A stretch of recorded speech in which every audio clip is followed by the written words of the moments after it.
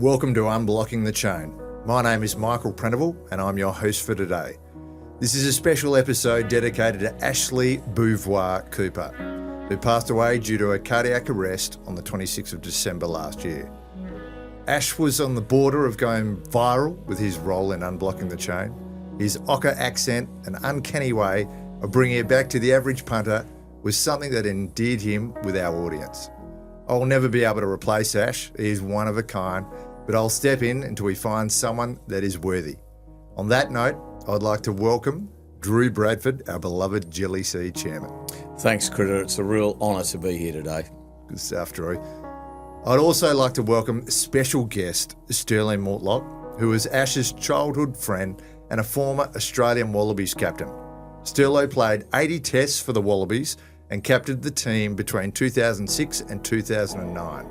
Stirlo played fullback and centre and was considered one of the greatest players to ever wear the Wallabies jumper. Personally, I've seen none better. Welcome, Stirlo. Thanks, Critter. Great to be here. Good on you, mate.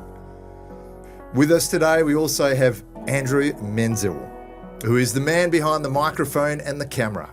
The reason the podcast is so professionally done is because Ash decided to engage Menners, the man behind production company Piccolo Podcasts. Ash and Menners were great friends that attended Cranbrook together and were part of the same year. If I ever was going to recommend another podcast aside from Unblocking the Chain, it would be Menners Cricket Unfiltered. Welcome, Menners. Thank you. Great to be here to pay tribute to Ash. Good on you, mate. I'd like to summarise Ash's life before we get into the questions. So Ashley Beauvoir Cooper, very proud of his middle name, can I say, was born on the 8th of August 1976, 5 minutes before his twin brother Nick and 2 years after his sister Julia. Ash grew up in Sydney's North Shore, attending Lindfield East Public School from 1983 to 1988. Ash played rugby with both the school and Lindfield Junior Rugby Club and cricket during the summer. Ash attended Cranbrook School starting in 1989, where Ash became the captain of the first 15 rugby team in 1994. After high school, Ash spent a gap year at Menners, Oundle School in Peterborough, then returned to Sydney for an accounting cadetship while attending the University of Western Sydney part-time. Ash worked at JP Morgan in Sydney, then moved to Singapore in 2003, later transferring to DB or Deutsche Bank.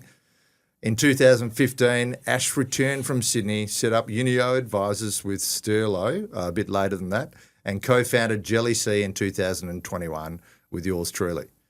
Ash was instrumental in attracting Drew to JellyC in 2023 and completed our Series A in late 2024. He was passionate about skiing. He skied in Europe, Japan and the US. Ash was known for being generous and had a big heart, earning the nickname Cyclone Ashley Cooper within the Cooper family. Stirlo, we're going to start with you, mate, on the questions. Can you give us a sense of Ashley Beauvoir and his sporting prowess in his early years? Yeah, I mean, I guess the first thing that comes to mind is probably what I spoke about at his memorial service, is that Ash had this amazing ability to connect with everyone on the first time they ever met, or even certainly by the second time. And part of that magic, he acquired so many different nicknames from all different walks of life. And then also most guys he would have, or most mates, he would have had multiple nicknames for you as well. And for me, I mean, he had so many nicknames for me. And and I guess going back to when I first, and we worked this out with the Coopers, when I was 4.5 years old, Ash was my best friend. Yep. Ash was a year older than me, but we're in the same year at school at Lindfield East and playing for Lindfield Rugby. And we both love sport. And the love of sport was probably what started off our friendship, but also probably, I was sort of ADHD, but Ash was all or nothing too. And so we just loved company because we could get ourselves into mischief or entertain ourselves all day, every day. And so our love of sport, our love of being active, really active, and then also a sense of adventure and probably getting into a bit of mischief is probably what drew ourselves to each other from a young age. And to be honest, that was our bond forever. And whether it was when I was off doing my thing with professional sport, and Ash was off in Singapore, we'd always catch up, and inevitably, whenever we caught up, no matter where it was in the world, we'd have a great time and probably get ourselves into some mischief as well. And so for me, it's just it's a real bittersweet thing. But to talk about him, all I think about is just those magic moments. And it started when we were really young, playing footy together, ripping it up in the Linfield jersey, or as you said, at Linfield East. It was a lot of fun, mate. Yeah, mate. Sounds good. Can you tell us a little bit about the competitive edge of Ashley Beauvoir at his home? Yeah. Well, I mean, the first thing, right, he was born 5 minutes before Nick. Yeah. And any time they got into an argument, he would reinforce that straight away. I'm the older brother. I guess from my perspective, I'm one of 5 children. I've got 3 brothers. I only got one older and 2 youngers, and then my sister's the youngest in our family. Our family was hectic. Yeah. And I think Coops loved that whenever he came out at our place. It was never a dull moment. Yeah. And often, I'd get into altercations with my younger or older brothers as well. And I remember, often Ash would get into sort of verbals or altercations with Nick, and Julia, often the older sister, would step in, and I'd be there trying to step in. And I think one time I said to Ash, hey, maybe you might want to go easy on Nico. And he just said to me, mate, do I ever get up you for going in a knuck with Jezza or Linky or any of my brothers? And I said, no. And he said, so don't give me any pointers, son. And so Ash was black and white, right? And when there was a chance to put you in your box, he did. Oh, he was just so competitive, though. He had to win all the time. That's right. And Nico, they're almost the odd, like, Arnold Schwarzenegger, Danny DeVito style twins. Not physically, but Ash had all of the competitive drive in sport. He still was very sharp mentally, but Nick mentally got the PhD. Yeah, awesome. Nick is unbelievable. Just one of those guys. Chess prodigy when he was young. Super intelligent. Yeah. And so every time in an argument, logic, Nick would win, but physically Ash would put him down. So but he was so competitive, and I guess I was competitive as well, and so that's why we had lots of fun. So Stirlo, just on that point, can you? I know we're taking you outside of your comfort zone here, but can you tell us about why Coops used to take you windsurfing all the time? Oh yeah, well yeah. Look, I didn't want to talk about me too much, but more often than not, every sport we played, I got the better of Coops. It's just you have a height advantage. Yes, I did. Mind you, there was actually a point in time where Coops was taller than me. I grew very, very, very late. From 5.5 to 6. Yeah. Coops used to, eventually puberty hit me, like year 11 or 12 or whatever it was, and I really did shoot up. But Coops would be there, and he'd just go, I'm just waiting for my growth spurt.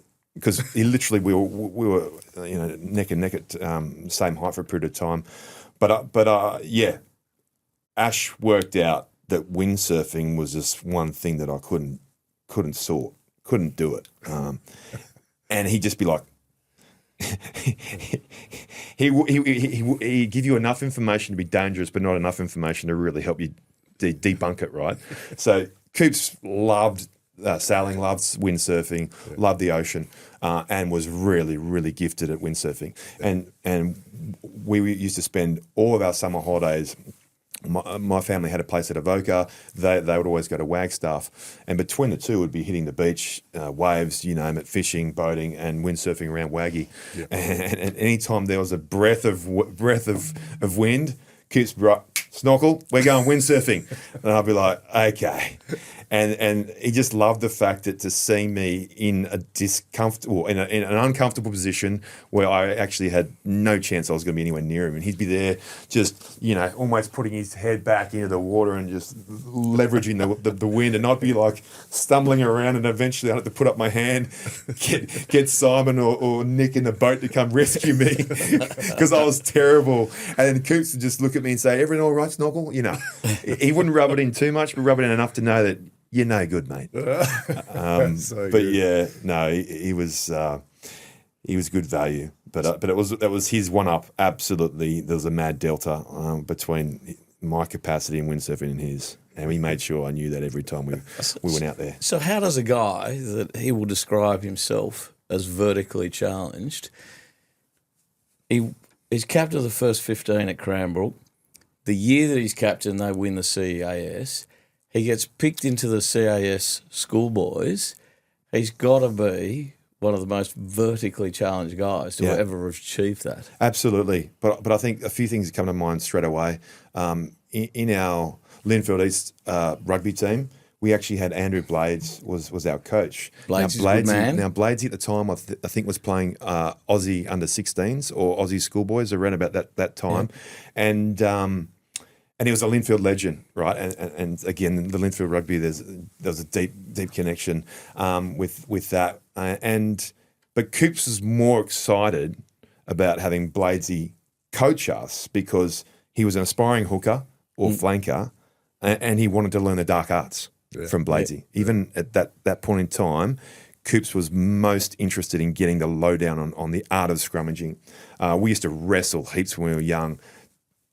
That's one thing I always lost with Coops on as well, was the wrestling. He was actually really good in tight spaces. Low centre of gravity. And his low centre of gravity. So what he lacked for in the vertically challenged department, he made from the technique. And anyone who knows rugby and the front rower union, you know, all those props and hookers, mate, we don't know what goes on in those dark spaces, but there is dark arts. There's a skill involved, and he was a student. He was a student of the game, and he also had extremely great work ethic, and his energy toward whatever he was passionate about. Yeah, and so that was why he was so phenomenal and a captain, and actually captained them to the premiership in that 94 year. And at that year, I was at Kings. It was my final year.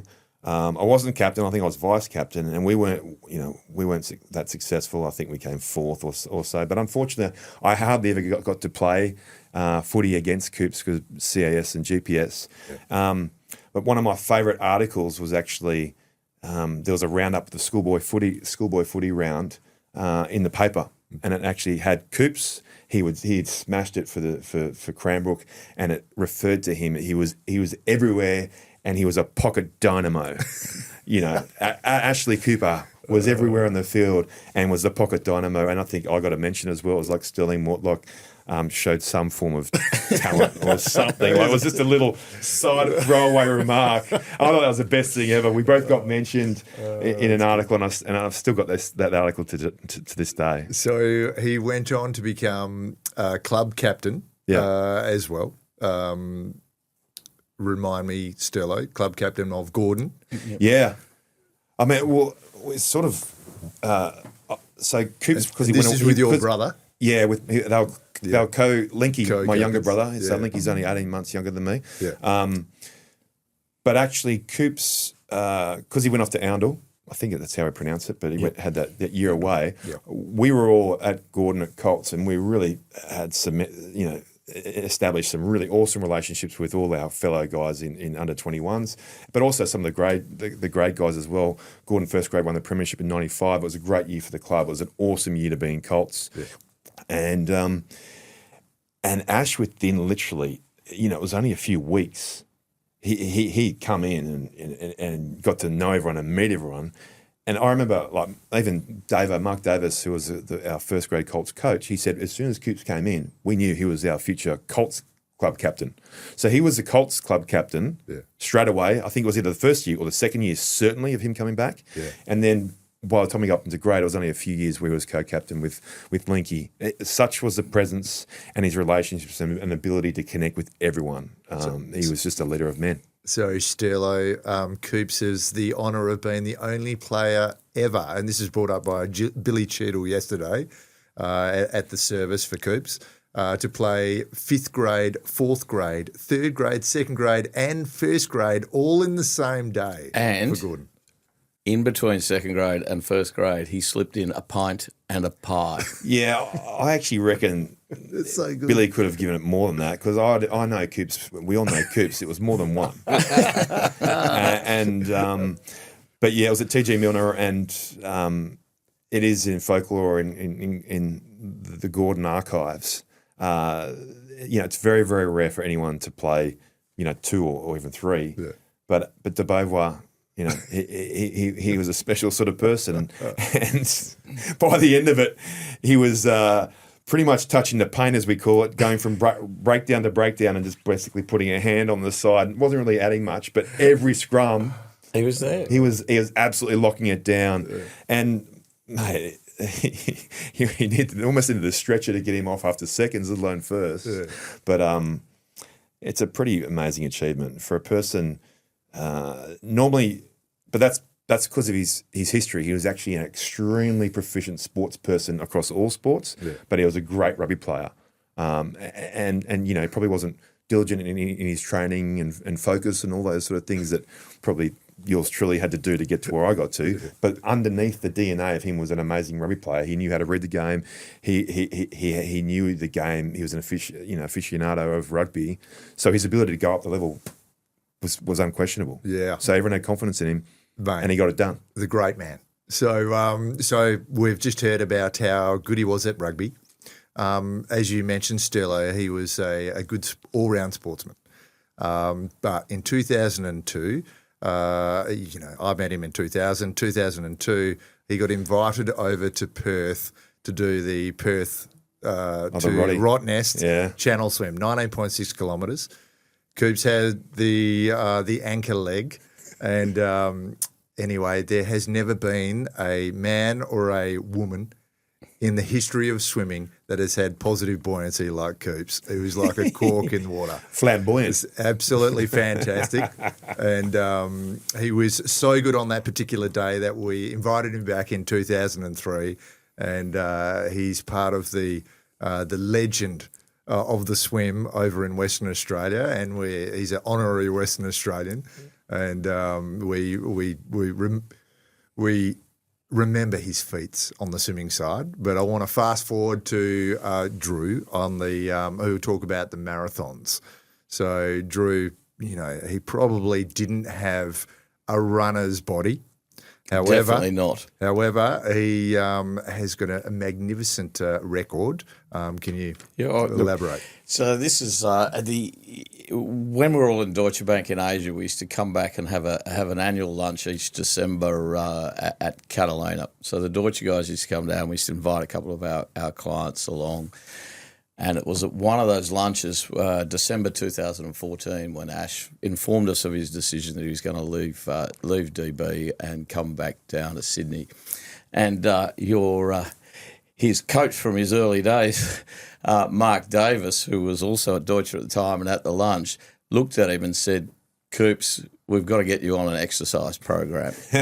Now, when you get back here, I've got a plan for you. The New York Marathon is in November each year. You come back to Sydney, you train for the New York Marathon, and by the end of the year, you'll be fit. You will have lost those extra kilos that all those long brunches, I think they call them up in Singapore, that Ash was a specialist at, and that'll take care of it." He's looked in my direction and he goes, "Drew, you're looking a little chubby too. So why don't you do it with Ash?" Ash has looked at me and said, "Will you do it with me?" And off we went. Ash, part of his training, he did the Kokoda Trail during that year, and Ash lost a ton of weight.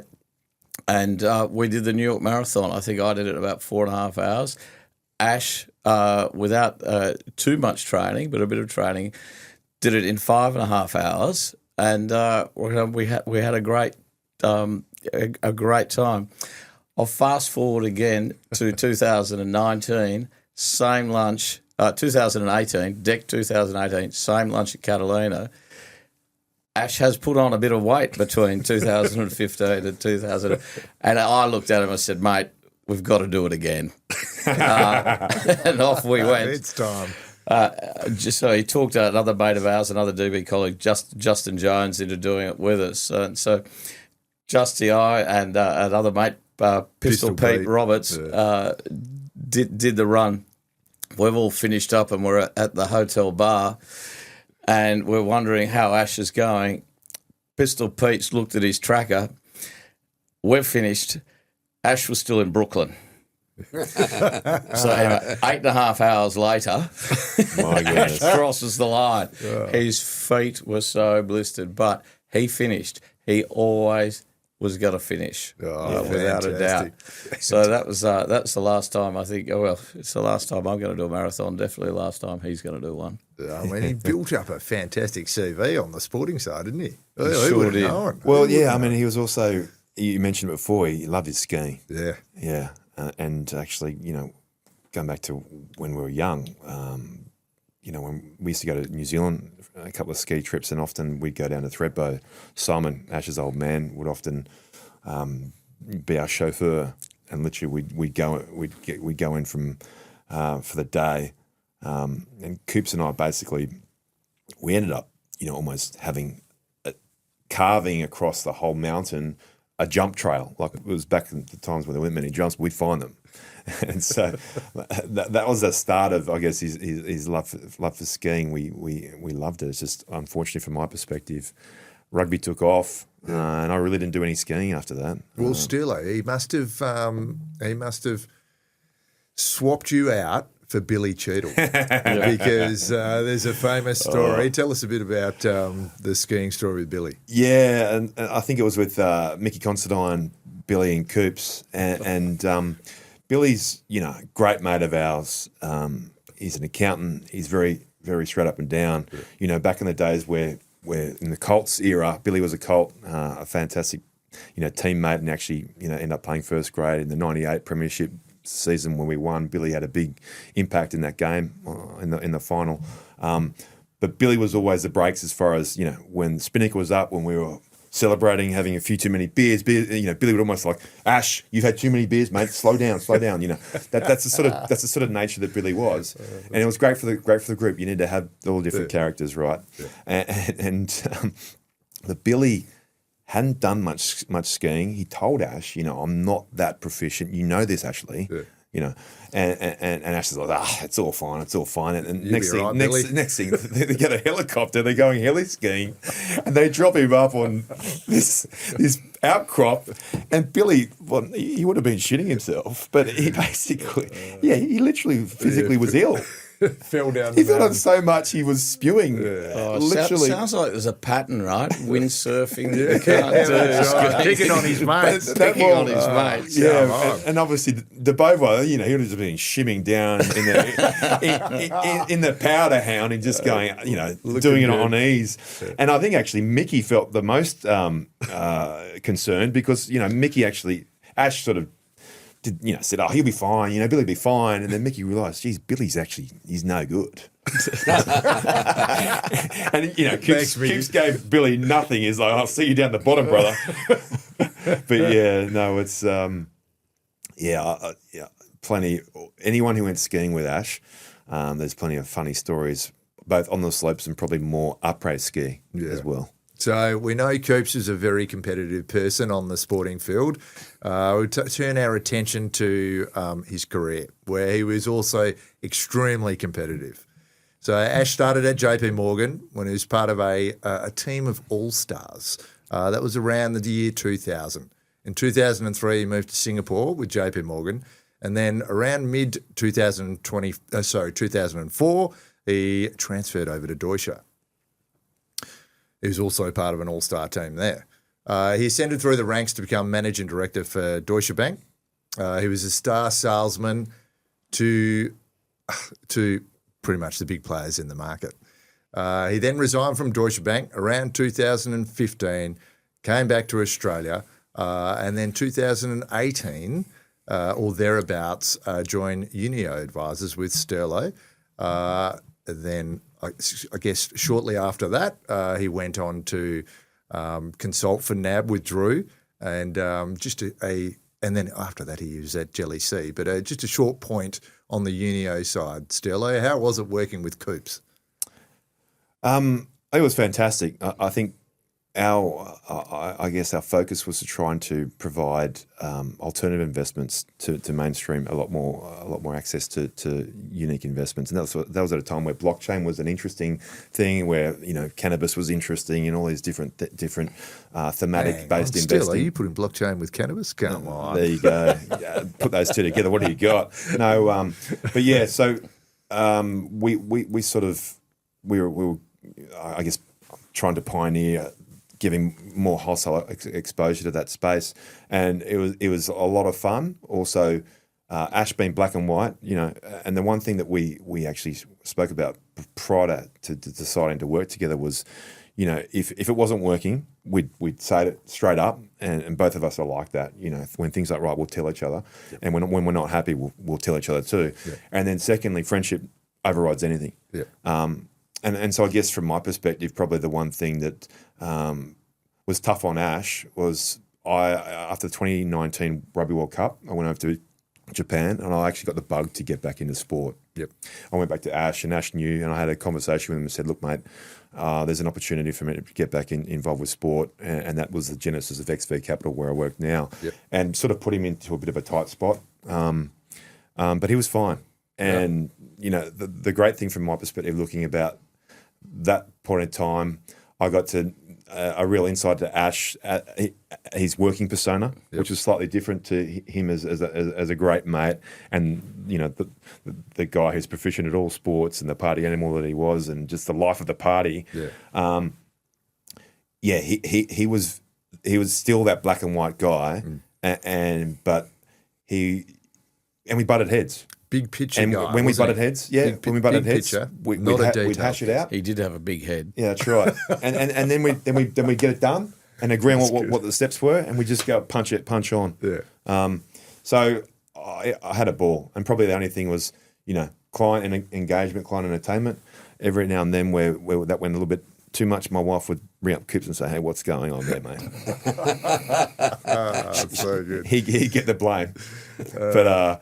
No, it was great times, and from my perspective, it sort of led to what he was doing with you guys, and also mine. Sort of Unio was the pathway through to what I'm doing now with sports investment and investing in tech. So let's take that and segue into NAB, Drew. Give us a bit of introduction about how all that came about, because it was later on, obviously, that you joined JellyC. But before that, Coops joined NAB. Look, I'll start off back in 2003 when Coops joined Deutsche Bank. Deutsche had a program whenever we hired a young guy, you were given a mentor that was outside your reporting line. So I was working in London and ran FX sales for Deutsche Bank for Europe. And, I get the phone call from Singapore, hey, we've just employed this young Aussie buck. Do you want to be his mentor and give him someone to call? And so that's when I met Coops. And when you say, you mentioned part of an all-star team at DB, it might have been coincidental with his arrival, but from basically 03, 04 till 2014, Deutsche Bank was the best FX shop in the world, 10 years running. And Coops was one of the 2-3 top star salespeople in that what is best in world practice in a global, very competitive global foreign exchange market. So not only great sporting career, he was best of the best in his business career. And as we mentioned earlier, he'd sort of had too many long lunches in Singapore, and it was time to come home, and was hanging out with too many of those SPGs, Singapore Party Girls. And it was time for him to come home in 2015. Did the stint with you, and it was very coincidental when you went back into the sporting thing. Coops was one of our best salespeople. When I was at NAB, we were missing a trick with the hedge funds in bond turnover, and we had great penetration with the traditional pension super funds, big asset managers, but we'd lost our edge in the hedge fund sales area, and hedge funds were becoming a bigger and bigger part of the bond market. And so Coops joined to come in to build up our footprint back with the hedge funds, which was his bread and butter in the bond space. He came in, and there wasn't a better guy in the world to hire into that role. But it sort of quickly became apparent to Coops, faster than it became to me, that banking had changed, and it wasn't what we grew up with in the the 90s, the 2000, the whole thing had changed, particularly in Australia. We had the Royal Commission that year, and the screws were getting really tightened down on what we're doing. And I ran the markets business, so I'm telling everyone, hey, this is all okay, this is all okay.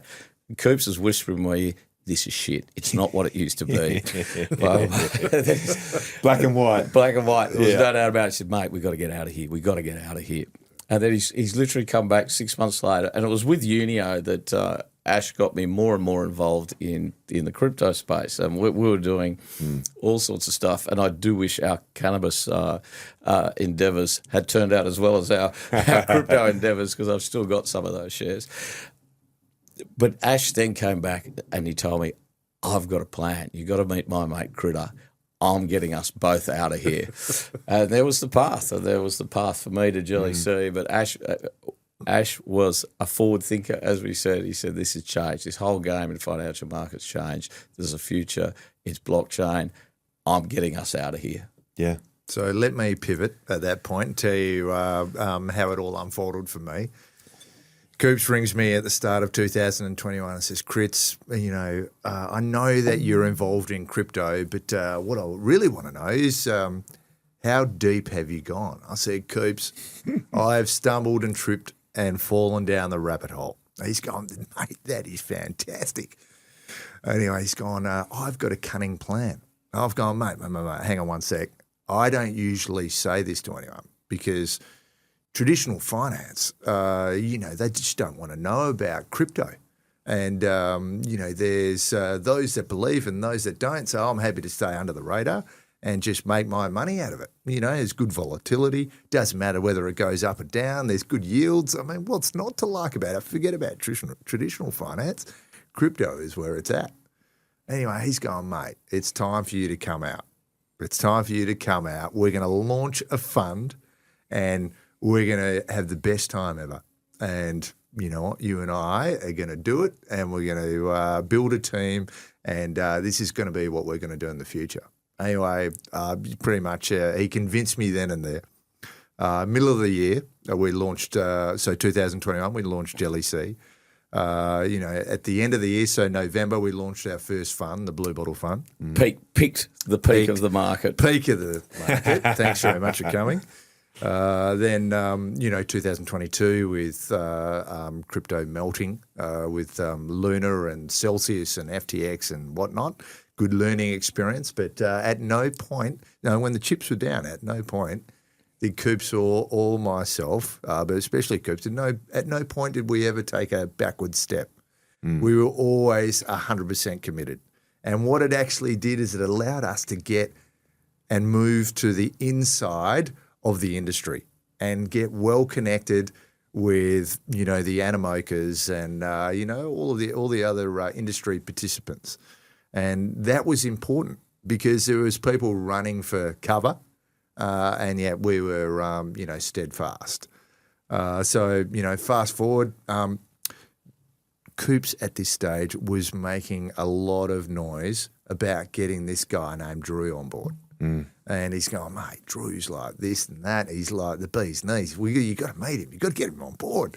And I'm like, Coops, I believe, I trust in you. But just do it. And he said, well, I haven't actually got him on board yet. He's still the head of NAB Markets, and blah blah blah blah. Yeah, and he's still earning a fortune. And I've gone, well, geez, mate, you're gonna have to come up with a good plan to try and extract him out of NAB somehow.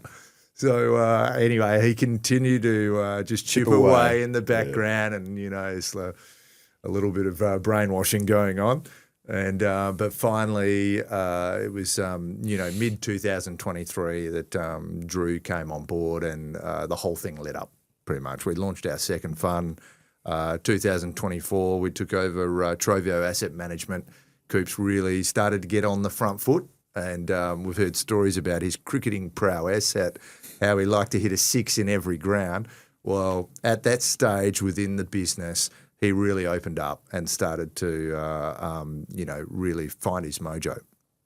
So much so that, he completed a Series A in November, December single-handedly, which, provided That was impressive to watch. a great amount of demand for our company. And he was so excited about where he was at and where we were heading and the vision and the future that we had at JellyC that he wouldn't bother with the pleasantries when he called in. In December, don't worry about the g'day or the hello. He would just call in and go because he knew that we were like he had his snout in the trough, Going and we were going somewhere good. Yeah. So that was Ashley Beauvoir. He's he's had a material impact on the industry. There was a number of people at the service yesterday from different areas of our industry that were there to pay respects, and he will be sorely missed. Just on that, mate, two things that really stand strong in that sort of narrative with Coops. Coops was the best man when the chips were down and when things need to be sorted. Like if something needed to be sorted, he would drop everything and make sure the foundations are set right. Which I'm sure when you guys were going through that scenario where blockchain it's on the nose again, is this all that sort of stuff. That's when he was at his best. Yeah, absolutely. Still, it's 2022, all sorts of stuff happened. Yeah. And, he was rock solid. So Totally. there was never a point where he's gone, mate, you should have bloody known better than that, blah, blah, blah. You've been in the industries for this long. I was like, oh, my God, seriously, who could have seen all of, how everything unfolded and how far it would actually capitulate. But, he was there and, like the captain of a team, was, picking everyone up when the chips were down. And, he knew how to win. And, like just listening to Drew before and you, Sterlo, in the sport, there is a lot of, is it coincidence or not, but he won an amazing amount of times in both sport and in industry. And so, you touched on this too. Yeah. He set out to hit a six at every CAS cricket ground in one season, and he did. Yeah. I played a lot of cricket with Ash, and you're right, Drew. He did set out to hit a six, and he went out to bat sometimes in a cowboy hat. He'd just go out there. Oh, man. And, I was a very serious young cricketer. I wanted to be Jeff Marsh getting behind the ball, and Ash would just go out there and try and hit the first ball over the fence. So he was a lot of fun to play cricket with. But, in all these stories, what jumps out is Ash's ability to build relationships. Sport, business, life, it's so important to have good relationships, and he excelled in it, and he built relationships with so many people in so many walks of life. Yeah. Now, you mentioned this before, Menners, that, I've never heard this, and you mentioned this before. I've never heard anybody have a bad word to say about Ash. And for somebody who is so competitive and a winner, right, usually if you're top of your game, someone thinks you're a dickhead. Yeah. Nobody thought that of Ash. Yeah. No, and I think he had that great combination of he had zero ego. Correct. He's extremely competitive, driven, And but it wasn't about me. Yeah. Yeah, very self-deprecating. Self-deprecating humour, and that really he had that element of humour about him, that cheeky smile, cheeky glint in his eye always, and the giggle, right? That's right. But underlying, just zero ego, wanted to do it for the right reasons with the right people and bring everyone up. Yeah. And lift everyone up. And he was a rare bird. Yeah. So we were at the service yesterday, and there was a number of stories that came out that are worthy of mention, and I just want to touch on a couple of them here. Particularly liked Mickey C's story when he said, first date. So this is Mickey Constantine, who's gone out on a blind date with someone called Ashley, and Who he thought or hoped would look like Ashley Judd. Fair enough. And so where did he end up? At the bungee bar with Coops. Yeah. Hey, he walked out on an evening thinking cocktails with Ashley Judd. He got beers at the bungee bar. Yeah, and I think the best thing was, how am I going to recognise you? And he said, look for the most vertically challenged bloke at the corner of the bar, knocking back skillies. You won't miss me, or something like that. Oh, that's good. So good. Not Ashley Judd. Also at the service yesterday, we had Stuart Mead, who he very kindly brought us to the attention of the fact that Coops and Nick drove a Volvo when 240. Volvo 240. Tank. Who would have known? He's very responsible. But Booty and Sterlo, you touched on this yesterday about the nickname Snorkel, and you mentioned it earlier on in the podcast. Can you give us a bit of context on how that all came about? The both of you being called it's Snorkel. really quite funny. There was often a bit of confusion between Booty and myself, just because, I mean, I had lots. Coops had lots of nicknames for me. He used to call me Stephen, old boy, fella. Stirl occasionally. I hardly ever got Morty or Stirl, which a lot of guys call me that or whatever, or Stirlo. Often it was Snork or Snorky or Snorkel. Yeah. And I guess I don't know when this started, but Peter Stirling, his nickname was Snorky. Peter Stirling was a legend. Leggy. Yeah. We loved our footy. I loved the Eels and whatnot, and I think it was maybe to do with that vintage. But at the same time, great mate Booty, Anthony Abood, he was one of the Linfield legends. So we got to know Booty when we were about 5 or 6 years of age at Linfield Rugby, but Booty is a special dude too. Yeah. Extremely sharp. Instrumental at He did an awesome job yesterday. Yeah, I mean, he was just amazing, but really inquisitive, wants to know everything about certain things. And that's why he's doing so well in his day job. But geez, he can talk. He can talk underwater, and often. Good. Nick and Ash and Booty, because they both lived in Roseville. They all did the train down to Cranbrook together. They all travelled to all the way into Cranbrook every frigging day. An hour twice, so 2 hours each day together. Yeah. And I'd imagine Ash and Nick had got no words in because Booty would just and so eventually, Booty got the nickname Snorkel because he can talk underwater. And so you'd have. Booty and I'll be there with Coops all the time, and Snorky, and I'll be like, is he talking to me? Is he talking to Booty? But no, it was just so many great memories, and Coops just had nicknames for everyone. Yeah, I don't think he used. He used to call me the Doc, and I think I've got to go out and get a PhD to justify it. The good doctor, yeah, good doctor. Yeah, correct. Yeah, fantastic. He, whenever he came to Western Australia, and this was in his first swim, the Perth to Rottnest, 19.6, he dived in. And it just happened to be on that particular day, it was a very big swell. And to the naked eye, it appeared that he was getting pushed back towards Perth instead of chuffing off to Rotto. Anyway, he eventually found his way when my brother held up a can of emu export, and he started really motoring towards it. But on that particular swim, he got nicknamed the Patagonian Toothfish. Yes. Now, I'm not sure I'm not sure that was his favourite nickname. However, he preferred that to Planet. But as you know, you can't choose your nicknames, right? Well, that's right. So he would have embraced it over in WA, I'm sure. He did, actually, and that's why he became, that's why we became such great friends, is because, our whole family adopted him. Because, he was this guy who's self-deprecating and able to handle a nickname like that.